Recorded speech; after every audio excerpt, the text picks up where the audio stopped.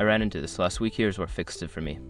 Setting up an ESIM on your Google Pixel with Visible is straightforward if you follow these steps. Step 1. Check compatibility. Ensure your Google Pixel model supports ESIM functionality. Most recent models do, but double-checking can save you time. Step 2. Get your ESIM activation code. Log into your Visible account or contact customer support to obtain your ESIM activation code. This will typically be a QR code. Step 3. Open the Settings app. On your Google Pixel, go to the Settings app.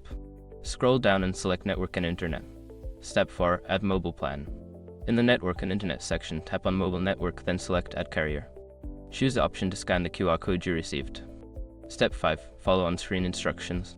After scanning the QR code, follow the prompts to complete the ESIM setup.